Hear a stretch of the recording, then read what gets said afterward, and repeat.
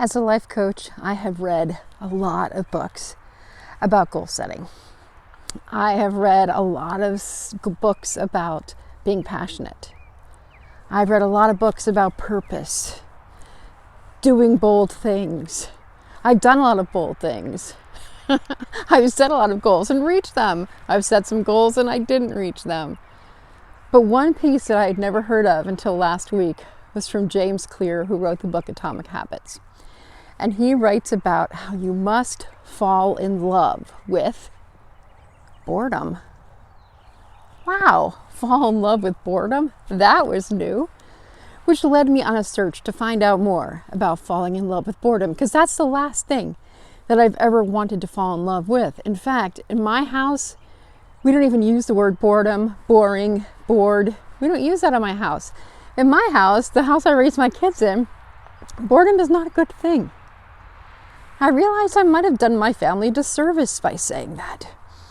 Because there's boredom, because you're just filled with ennui, or you just have this kind of lethargy. You don't have the energy to do anything, and don't have the will to move forward, don't have the will to do anything. And then there is boredom because you're doing the same task over and over again. That's the boredom of repetition, the boredom of every day the same way, the boredom of, do I really have to do this again? And my answer is yes and no.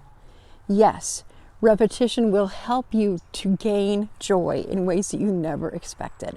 Consistency, showing up every day, will make you a whole new person when you've done it enough times in a row and built a really wildly long streak. The thing is, it's up to you to engage with boredom. I'm not going to talk about falling in love with it. I will talk about engaging with it. But engaging with boredom, because it's bound to come along when you have a goal that is for a long enough amount of time. When you have a streak that you want to get to be 30 days, 100 days, 365 days, or like me, 377 days, there will come a time when you're just like, I'm not sure if I want to do this anymore.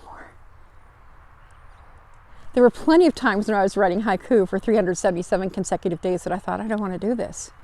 I really don't feel like writing another haiku. I really don't feel like it. Nothing's inspiring me.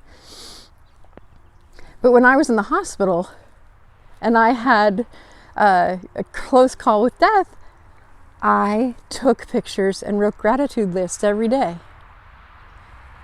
And part of the reason I did it was because I am so committed to the creative process. And because I believe in the creative process, I believe that anything can be inspiring. One of my photos and gratitude lists was of a push here, open door button. And I wrote a gratitude list, and I wrote a little essay-ish thing. I edited a little bit. I made it purple instead of its normal color. But truly, truly, truly, if you engage with boredom, if I can do it in the hospital, close to death, and recovering from close to death, surely you can do it in the circumstances you are in.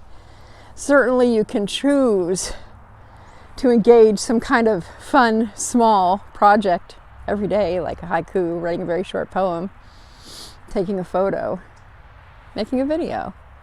Who knows what yours is? But I would ask you, even if it's short, even if it's just the next time you get bored, ask yourself, what could I choose differently? What could I choose differently than boredom? Because whatever you choose will be better than, boredom. So glad you're watching. This is Julie Jordan Scott, the Creative Life Midwife. Do me a favor. Follow me wherever you're seeing this on. Either there's a way to subscribe or follow.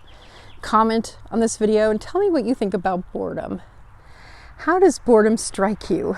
And what have you done to, not to flip it, because I think that's what a lot of people do. If we feel bored, we think we need to make a change, or we need to flip out of it. But what do you do to engage with boredom? Or have you ever thought about that before? Maybe you're just going to be like, I've never thought about engaging boredom.